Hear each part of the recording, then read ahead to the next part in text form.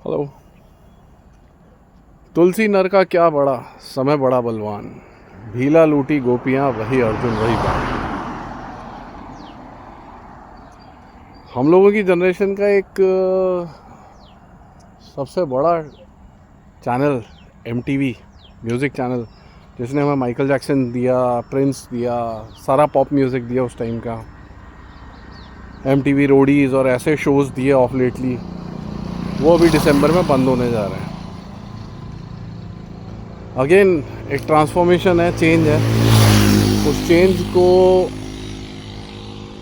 कैसे अडेप्ट करना है, उसके साथ ढलना है, ये एक अपने आप में बहुत बड़ी कला है। मैंने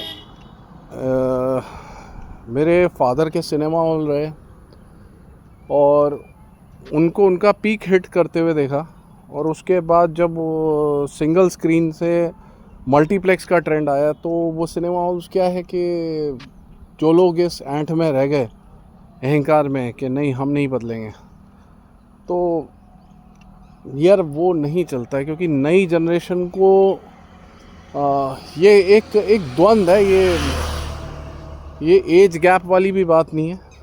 मुझे जो लगता है कि कहीं पर दो जनरेशन्स के बीच में खटास आ जाती है। एग्जिस्टिंग जनरेशन सोचती है कि जो भी हमने अचीव किया है वो सब महान है और ये सब हमारी ख्याति है। जैसे फॉर एग्जांपल, अगर मैं एमटीवी देख का व्यूअर रहा हूँ शुरू से, तो मेरे ग्रोइंग ईयर्स के साथ साथ इतने साल की लेगेसी मैंने एमटीवी के साथ अपने घर में जोड़ी हुई है कि अब जो मेरी अगली जनरेशन आएगी उनके ऊपर मैं ऐसे दिखाऊंगा जैसे एमटीवी तो मेरे घर का और मेरे ही चीज़ है।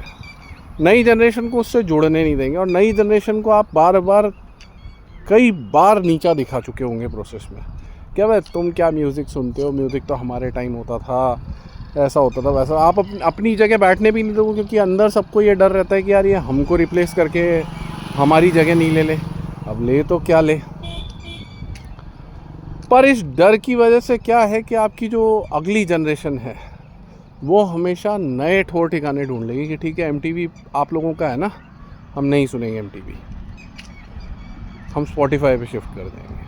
आओ तुम स्पॉटिफाई पे करके दिखाओ ये चीज़। और एमटीवी खुद चाहता, भाई उसके पास तो इतनी बड़ी लेगेसी थी, सब कुछ था, तो उसको पता था कि यार नेक्स्ट जनरेशन जो आ रही है वो स्पॉटिफाई और ऐसे चैनल्स पे जा रही है, उनके म्यूज़िक को ये इम्बाइब कर सकते थे।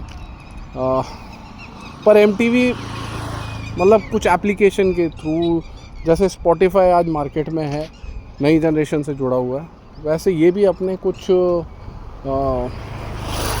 वर्टिकल्स या बिजनेस एसोसिएशन कर सकते थे। पर शायद एमटीवी अपने शूज़ के लिए बहुत बड़ा हो चुका था, तो उनको वो चेंज चाहिए नहीं था कि हम क्यों बदलें। तो नहीं बदलोगे तो नई जनरेशन तो आपको सुनेगी नहीं, और जो आपके रेगुलर, किसी ज़माने में आपकी लॉयल कस्टमर बेस था, वो अब एज ब्रैकेट में रहा नहीं उसमें कि वो अब आपके म्यूज़िक को सुने, क्योंकि वो म्यूज़िक भी अब उनको किक नहीं देता। और वो सब सबकी एज हो गई है, सब फैमिली में पड़ गए हैं, उनके बच्चे स्कूल जा रहे हैं, तो अब उनके बच्चे नए कस्टमर और क्लाइंटल बन गए हैं नए, तो वो आपके पास आएंगे नहीं, आपके शोज़ भी नहीं देखेंगे। तो जब सिंगल स्क्रीन के सामने मल्टीप्लेक्स आए, तो सिंगल स्क्रीन में भी यही रिजिडनेस रही, और मल्टीप्लेक्सेस ने उनकी कमर तोड़ दी। मल्टीप्लेक्सेस को लगा कि हम ही सबसे महान हैं, तो उनके सामने जब ओटीटी आए तो मल्टीप्लेक्सेस को रोना पड़ा। तो मॉरल ऑफ द स्टोरी ये है कि ये जो समय के साथ बदलना, इसकी जो आर्ट है, और कोई ऐसा प्लेटफॉर्म क्रिएट किया जाए जहाँ पे हर जनरेशन का आदमी वो बिलोंगिंगनेस के साथ बैठे, कल, आज और कल, दादा, उनका बेटा और उनका पोता, मतलब दादा का पोता, ये तीन जनरेशन साथ में बैठ कर के उस चीज़ को एंजॉय कर पाएँ, तो उसका मतलब है। Else it makes no sense. और here comes my brothers. So see ya.